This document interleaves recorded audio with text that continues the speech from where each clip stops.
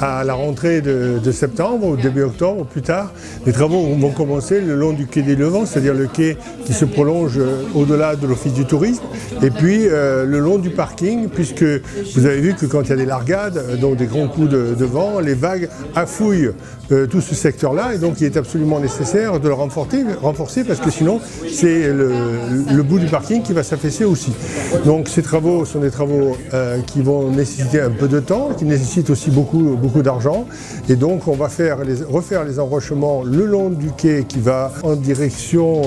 du sud, et puis du côté de l'est, eh bien on mettra là aussi des enrochements. La difficulté elle est double, c'est d'abord on est sur le domaine public maritime de l'État, donc il y a des conditions supplémentaires à respecter, mais surtout nous sommes en limite de l'herbier de Posidonie auquel il ne faut pas toucher. Donc toutes les précautions seront prises pour évidemment préserver les Posidonies, mais faire en sorte que le chantier ne dure pas trop longtemps, et il sera ouvert bien entendu bien avant le printemps prochain,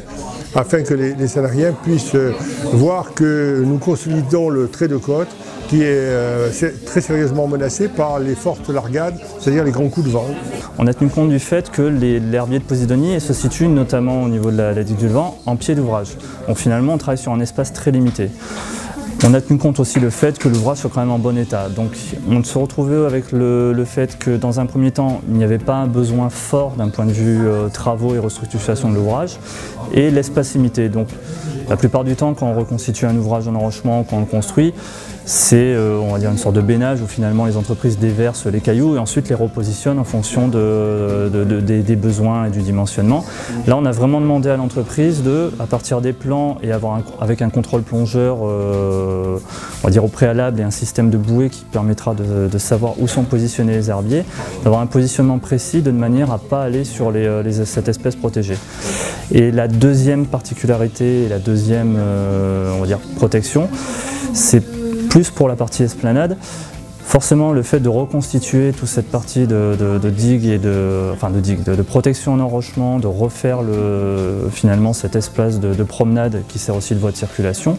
il va y avoir une partie de remaniement des fonds. Donc là, pour cette partie, ce secteur-là, pour la protection, la demande qui est faite et qui est une demande classique au niveau des travaux, c'est d'avoir une jupe en géotextile qui permettra de confiner tous les sédiments qui sont mis en suspension, de manière à ce qu'ils restent dans le secteur où on travaille.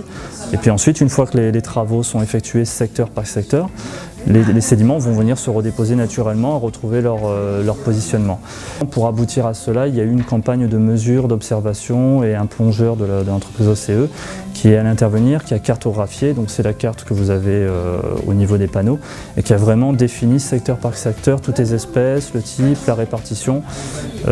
sur un milieu qui est très riche. C'est vrai que c'est un petit espace, mais on se retrouve à avoir des herbiers de Posidonie, de Zoster et des grandes nacres, ce qui est un très bon signe de la qualité de l'eau. Donc, d'où l'intérêt de protéger au mieux cet espace.